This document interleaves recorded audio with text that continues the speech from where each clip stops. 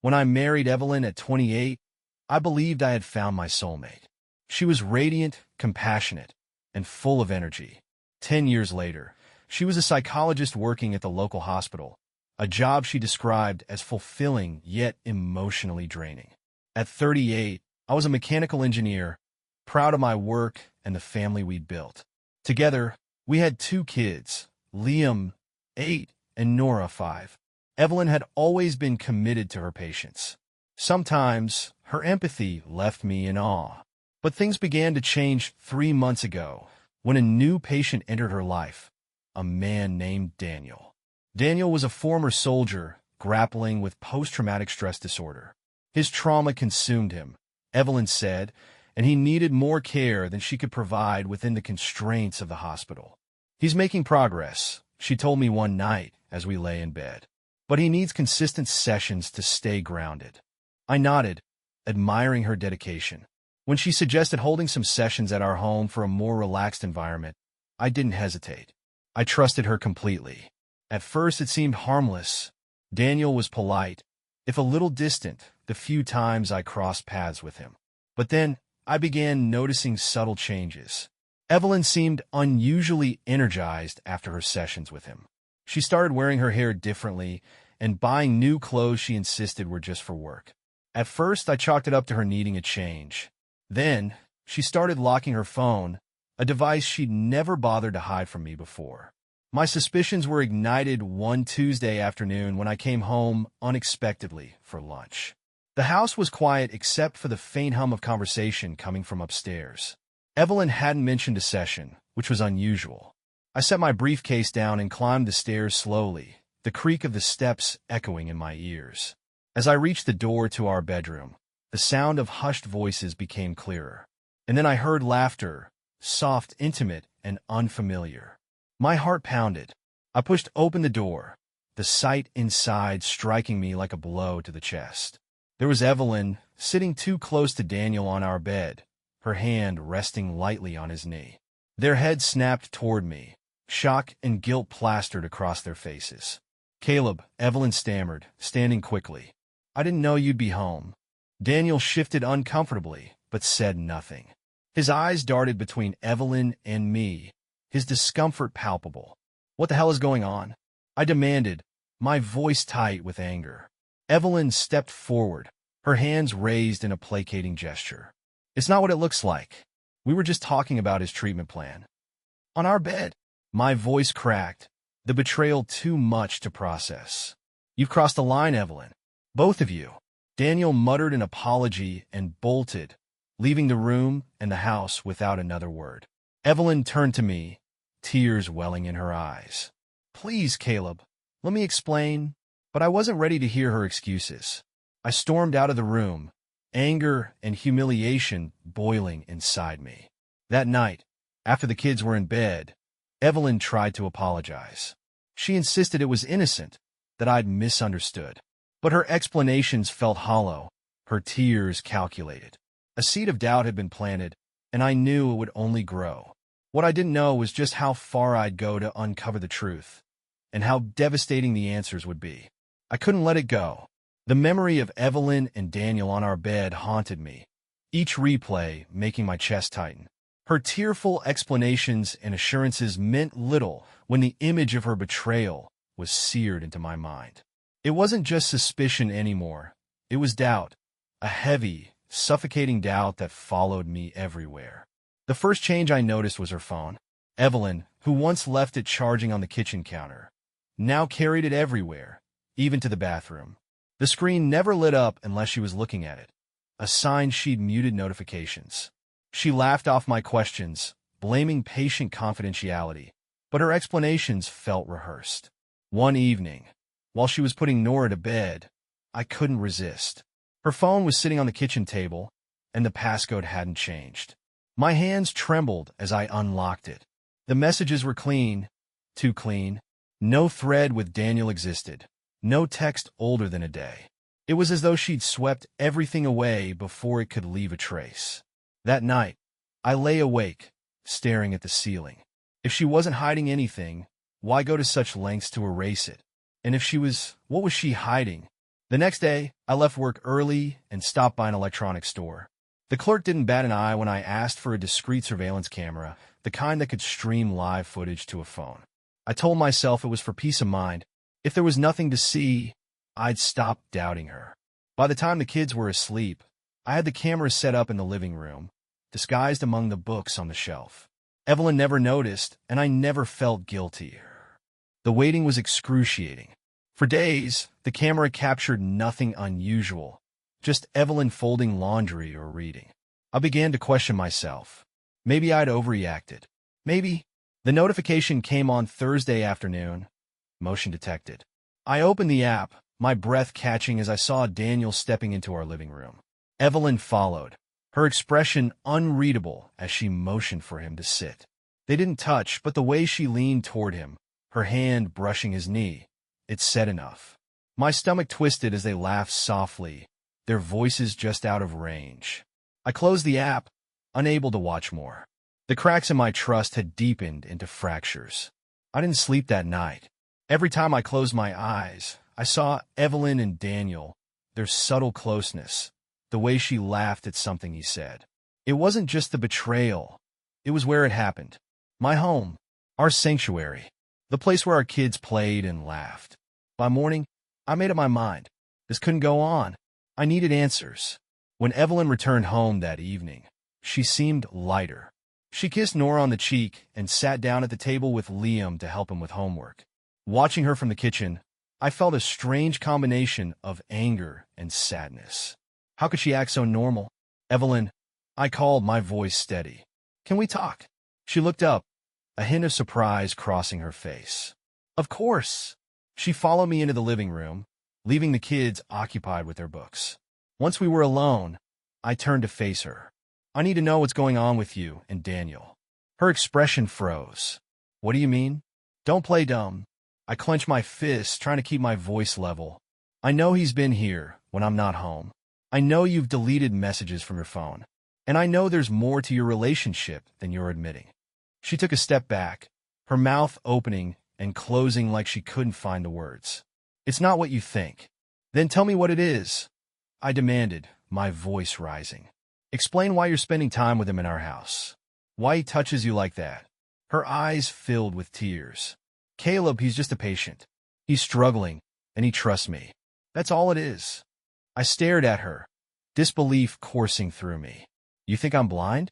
I saw the way he looks at you. The way you look at him. She flinched. You're reading too much into this. I didn't respond.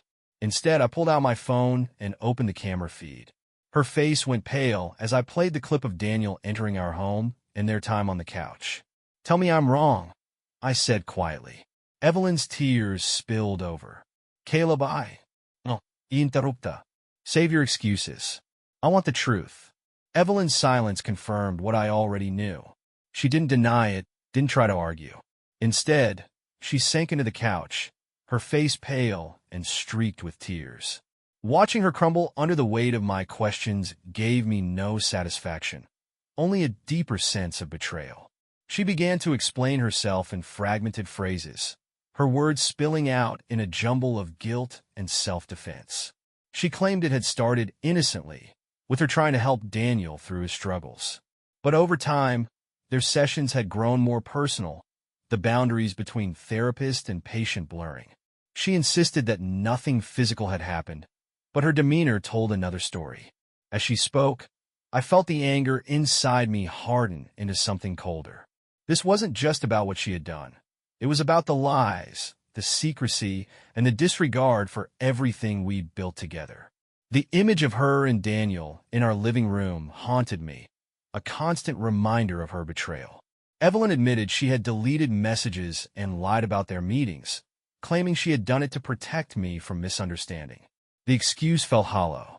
If there was nothing to hide, why go to such lengths? Her words twisted in my mind, eroding the last shreds of trust one had for her. That night, I couldn't bring myself to sleep in the same bed as her. I moved to the guest room, unable to bear the thought of being near her. As I lay in the darkness, I thought about everything we had been through together. The years of love, the shared dreams, the family we had built. Now, All of it seemed fragile, like it could shatter with one wrong move. The next morning, Evelyn tried to act as though things were normal, preparing breakfast and helping the kids get ready for school. But her forced cheerfulness only deepened the rift between us. I watched her from across the room, feeling like a stranger in my own home. As the days passed, the tension in the house grew unbearable. Evelyn avoided eye contact, her movements tentative, as though she were walking on eggshells. I could tell she wanted to talk, to explain herself further, but I wasn't ready to hear it. The betrayal was too fresh, the wounds too raw. I threw myself into work, using the long hours to distract myself from the chaos at home. But even there, I couldn't escape the nagging thoughts that consumed me. How long had this been going on? Had I missed the signs? And most importantly, could I ever forgive her? At home, the silence between us was deafening. The once warm and vibrant home we had built felt cold and empty, every corner a reminder of what we had lost. I wasn't sure what hurt more, the betrayal itself or the realization that the life we had built together might never recover. The following week was a blur of tense silences and feigned normalcy. Evelyn and I coexisted in the same house, but we were miles apart.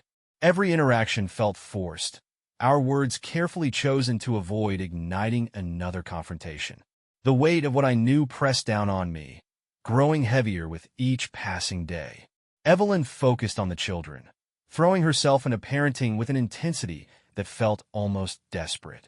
She played games with Liam and Nora, read them stories at night, and cooked their favorite meals. To an outsider, everything might have seemed normal, but I saw the cracks. Her smile didn't reach her eyes, and her laughter sounded hollow. I watched from a distance, unsure how to approach her. Part of me wanted to demand answers, to force her to confront the damage she'd caused. But another part of me, the part that still loved her, hesitated. What if the truth was worse than I imagined? What if hearing it would destroy whatever faint hope I had left for us? At night, the house felt suffocatingly quiet. I stayed in the guest room, unable to sleep in the bed we had once shared. The emptiness gnawed at me, but I couldn't bring myself to go back. Evelyn's betrayal lingered in every corner of that room, a constant reminder of what we'd lost. In my solitude, I began to piece together the timeline of her affair. I replayed every interaction I'd witnessed between her and Daniel, every moment that now seemed suspicious in hindsight. The late-night phone calls, the sudden changes in her demeanor, the way she'd started locking her phone. Each detail added another layer to the betrayal. One evening, as I sat alone in the guest room, I reviewed the footage from the hidden camera again. It was painful to watch, but I couldn't look away. Their interactions were too familiar, too intimate. The way she leaned toward him, the way he touched her arm, it was all there, undeniable proof of their connection. I saved the videos to a secure folder, unsure of what I would do with them, but certain I needed to keep them. Evelyn tried to bridge the gap between us, leaving notes on the kitchen counter or sending me texts during the day. Her messages were apologetic, pleading for a chance to explain. I ignored them all. I wasn't ready to hear her excuses, and I didn't trust myself to respond without anger. At work, I confided in my closest friend, Mark, someone who had been by my side through thick and thin. His reaction was a mix of disbelief and outrage. He urged me to confront Evelyn again, to demand the truth and decide my next steps. But even his words couldn't push me past the wall of indecision that had taken root in my mind. The weekend arrived, and with it, a fragile sense of routine. We took the kids to the park, a rare moment of unity amid the chaos. Watching Liam and Nora play together, their laughter echoing through the air, I felt a pang of guilt. They had no idea what was happening, no clue that their parents' marriage was hanging by a thread. For their sake, I tried to keep my composure, even as the storm inside me raged on. That night, after the kids were in bed, Evelyn approached me in the living room. Her face was pale, her eyes red from crying. She looked like she wanted to say something, but the words wouldn't come. I turned away, unable to face her. She stood there for a moment before retreating to our bedroom, the sound of the door closing echoing through the house. I stayed up late, nursing a glass of whiskey as I stared at the empty fireplace. The love we had once shared felt like a distant memory, overshadowed by the betrayal that now defined our relationship. I didn't know if we could ever recover, or if I even wanted to try. The days stretched into weeks, the silence between us growing louder. I felt like a ghost in my own home, a bystander to a life that had once been mine. Evelyn's attempts to mend the rift between us felt futile, her gestures overshadowed by the enormity of what she had done. And yet, a small part of me couldn't let go. Despite everything, I still loved her. I hated that I did, but the feelings were there, buried beneath the anger and pain. I wasn't sure if they were enough to save us, but I knew I had to decide soon. The uncertainty was tearing me apart, and I couldn't keep living in limbo. As the silence dragged on, I found myself drawn to the moments we used to share, memories that felt like they belonged to someone else's life. I remembered the way Evelyn's laughter used to fill the house, the way her presence could light up even the darkest days. Those memories felt hollow now, but they wouldn't leave me alone. They nagged at me, whispering questions I wasn't ready to answer. Evelyn's behavior shifted. She stopped leaving notes or sending texts and instead gave me space. Her focus on the kids remained steadfast, but she avoided me whenever possible, as though she feared even looking at me might make things worse. For a while, I welcomed the distance, but as the days passed, it began to feel oppressive. The house had become a battlefield of unspoken words, each silence sharper than any argument. One evening, after the kids had gone to bed, I found myself alone in the kitchen. Evelyn was in the living room, curled up on the couch with a book she wasn't reading. Her eyes weren't moving, her expression distant, lost. I stood in the doorway, watching her for a moment before I spoke. "I can't keep doing this," I said, my voice breaking the silence. She looked up, startled, as though she hadn't expected me to say anything. Her eyes filled with tears, and she opened her mouth to speak, but no words came out. "I'm not saying it's over," I continued, forcing the words out. "But we can't keep pretending this is normal. We need to talk. Really talk." Evelyn nodded, her tears spilling over as she set the book aside. For the first time in weeks, she looked at me directly, her gaze filled with a mixture of hope and fear. We sat at the table, the same place where we'd shared countless meals and stories. But this conversation wasn't like the others. It was raw, painful, and unflinching. Evelyn laid everything bare, confessing to the emotional affair with Daniel and the moments that had crossed the line. She insisted that nothing physical had happened beyond a kiss, but the damage was already done. She explained how she'd felt lost, overwhelmed by the demands of work and home. She'd sought solace in Daniel's understanding, his ability to listen without judgment. It had spiraled out of control, and by the time she realized the consequences, she didn't know how to stop. As she spoke, I felt a mixture of anger, sadness, and a faint glimmer of relief. She was finally being honest, finally giving me the truth I demanded. But the truth didn't erase the betrayal, didn't undo the pain. When she finished, I sat in silence, the weight of her words settling over me.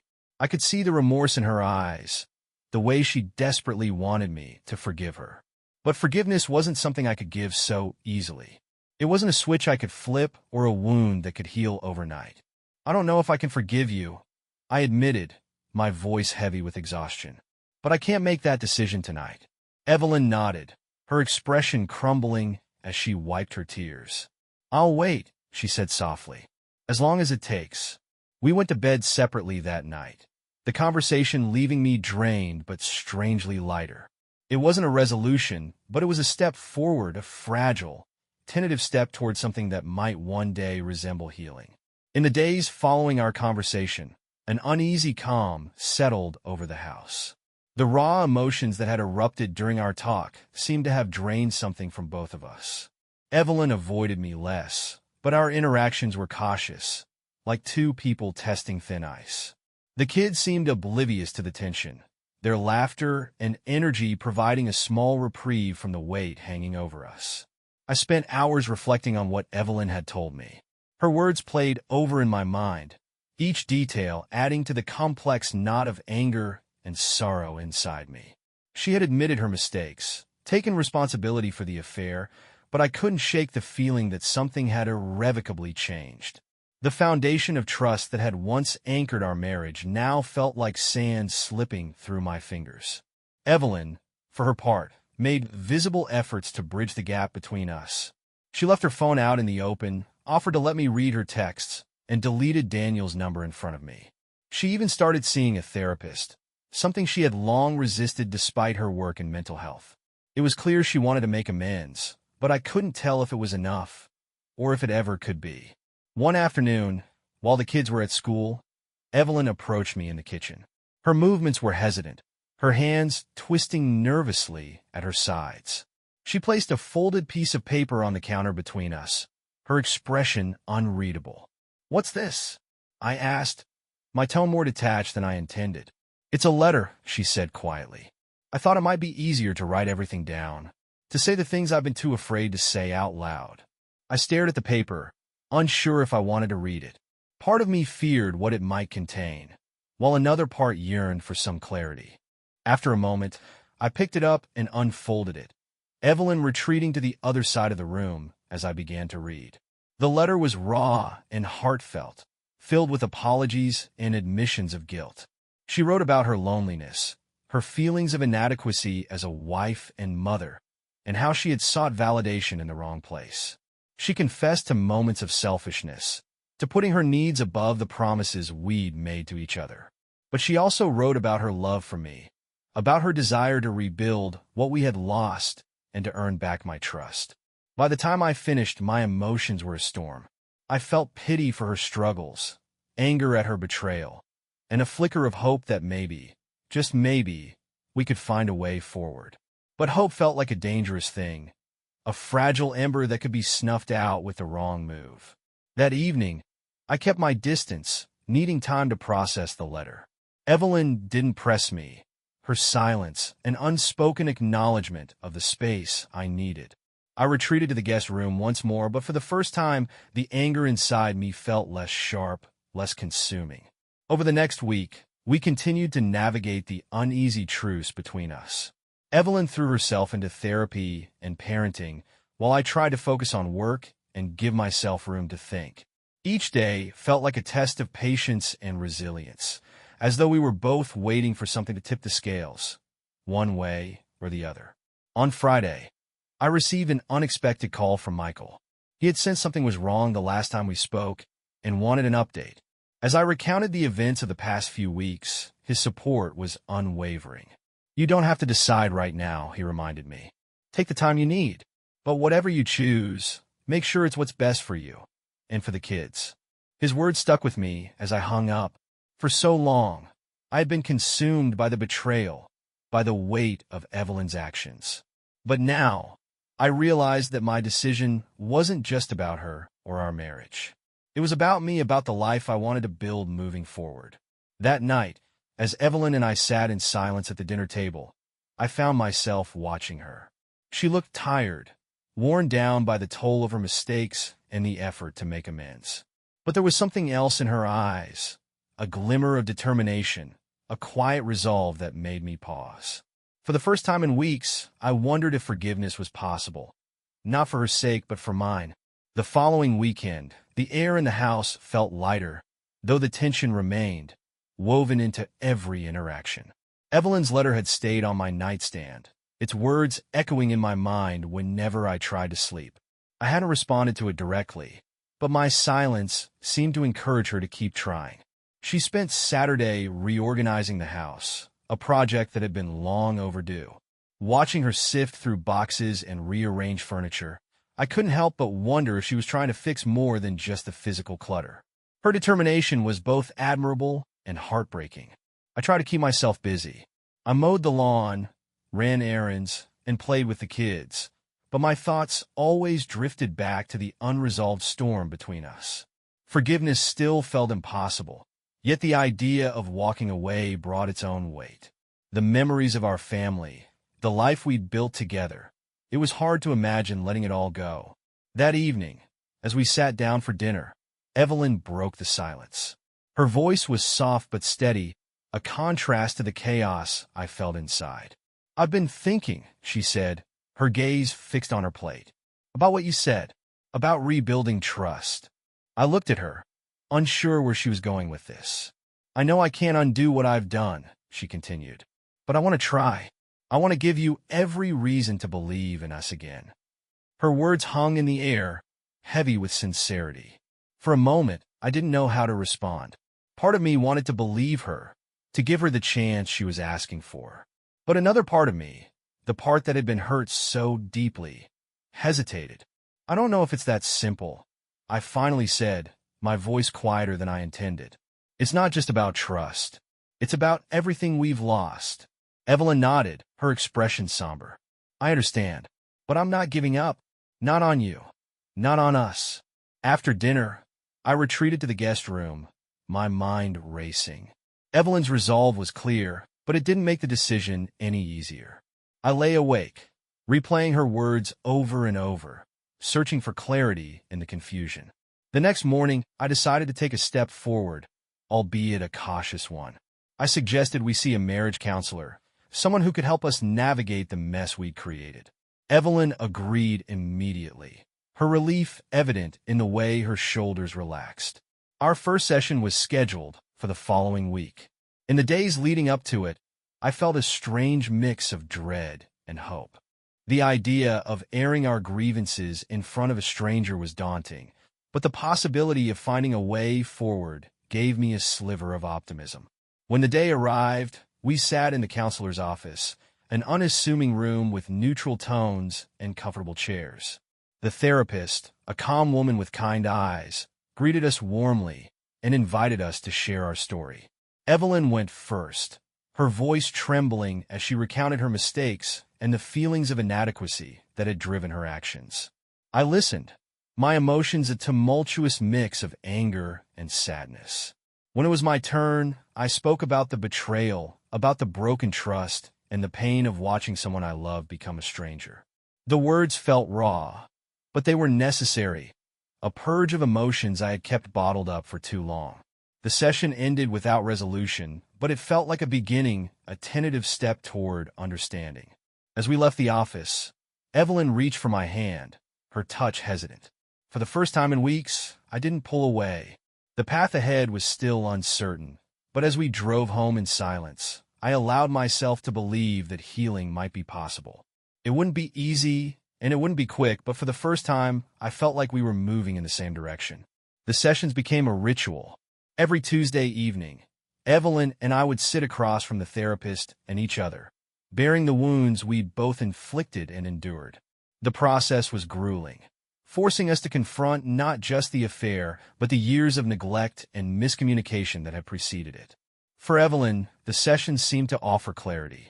She spoke openly about the loneliness that had crept into her life, about how she had felt unseen and unvalued. She admitted that she had sought comfort in Daniel because it felt easier than addressing the growing distance between us. Her words stung, but they also provided context I hadn't considered. This wasn't just about the betrayal. It was about the cracks in our foundation that had gone unnoticed for too long. For me, the sessions were a battlefield. Each revelation felt like another blow, but they also forced me to reckon with my own role in the collapse of our marriage. I had been distant, throwing myself into work and assuming that our relationship would sustain itself without effort. I hadn't seen the warning signs, or maybe I had and chose to ignore them. Outside of therapy, things between us remained fragile. Evelyn continued to make visible efforts to repair the damage. She was more present with the kids, more attentive to my needs, and more open about her own. She offered her phone without hesitation, deleted her social media accounts, and reassured me that Daniel was no longer part of her life. I wanted to believe her, but trust was a mountain I wasn't sure I could climb again. One evening, after the kids had gone to bed, Evelyn suggested we spend time together, just the two of us. It was a small gesture, but it felt monumental in its simplicity. We sat on the couch, watching a movie we had both loved years ago. The familiarity of it was comforting, a reminder of the connection we had once shared. For a brief moment, the tension between us seemed to ease, replaced by a tentative warmth. As the weeks turned into months, small moments like these began to accumulate. They didn't erase the pain or restore the trust, but they planted seeds of hope. Evelyn's consistency in her efforts, her willingness to face the discomfort of rebuilding, made me wonder if forgiveness was within reach. But the shadows of the past lingered. I still thought about Daniel, about the intimacy Evelyn had shared with him. The images played in my mind like a broken record, a constant reminder of what had been lost. I didn't know if those memories would ever fade, or if they would forever haunt the space between us. One afternoon, while cleaning out the garage, I came across a box of old photographs. Among them were pictures from our early years together. Smiling faces, carefree moments, a life that now felt distant. I lingered on one photo in particular, a candid shot of Evelyn laughing, her eyes bright with happiness. It struck me how much had changed, how far we had drifted from the people we used to be. That evening, I showed Evelyn the photo. She smiled wistfully, her fingers tracing the edges of the image. "I miss that version of us," she said softly. "So do I admitted. We sat in silence, the weight of her words hanging between us. For the first time, I felt a glimmer of possibility, not of returning to what we once were, but of creating something new. It wouldn't be easy and it wouldn't be the same, but maybe it didn't have to be. The road ahead was still uncertain, but as I looked at Evelyn, I realized that I wasn't ready to give up. Not yet. The months that followed were a slow, unsteady climb towards something resembling stability. The scars of Evelyn's betrayal remained, etched into the fabric of our marriage, but we were learning how to navigate them. Each step forward felt fragile, as though a single misstep could send us tumbling back into the abyss. Therapy had become a lifeline, a space where we could speak openly without fear of judgment. Evelyn continued to show up, honest, vulnerable, and determined to make amends. She didn't shy away from the hard conversations, even when they brought her to tears. Her effort was undeniable, and while it didn't erase the pain, it softened the edges. One evening, after a particularly difficult session, Evelyn and I found ourselves sitting in the backyard. The sun was setting, casting a warm glow over the yard where Liam and Nora often played. The air was cool, and the sound of crickets filled the silence between us. Evelyn spoke first, her voice steady but tinged with emotion. "I know I can't undo what I've done," she said, "but I want you to know that I'll keep trying, no matter how long it takes." Her words lingered, and for the first time, I felt a flicker of something I hadn't felt in a long time. Hope. It wasn't a flood, and it wasn't immediate, but it was there, a tiny ember waiting to be nurtured. "I don't know what the future looks like," I admitted, "but I think I'm ready to try." Evelyn's eyes filled with tears, and for a moment, we sat in silence, the enormity of the moment settling over us. It wasn't forgiveness, not yet, but it was a step forward. In the weeks that followed, we began to rebuild. Not the marriage we had before, but something new. We took small steps together, prioritizing time with the kids and carving out moments for just the two of us. There were still bad days, still moments when the weight of the past threatened to pull us under, but those moments grew less frequent as time went on. I started to notice changes in myself, too. The anger that had once consumed me began to fade, replaced by a cautious optimism. I still carried the memories of Evelyn's betrayal, but they no longer defined me. I was beginning to see her not as the woman who had hurt me, but as the woman who was trying to rebuild what she had broken. One evening, as we sat together on the couch, Evelyn reached for my hand. Her touch was tentative, as though she was still afraid of pushing too far. I didn't pull away.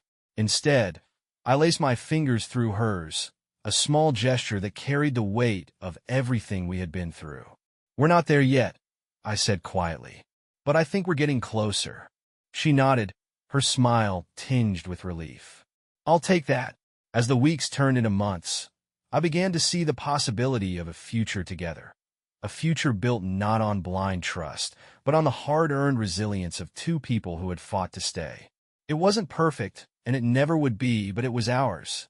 In time, the pain dulled, the scars becoming part of the story rather than the defining chapter. Evelyn and I had faced the worst, and though the journey had been painful, it had also been transformative. We were no longer the same people who had stood at the altar years ago, but maybe that was okay. Maybe who we had become was enough. As I watched Evelyn with the kids one evening, her laughter filling the room, I felt something I hadn't felt in a long time: gratitude. For the first time, I believed that we could make it. And for now, that was enough.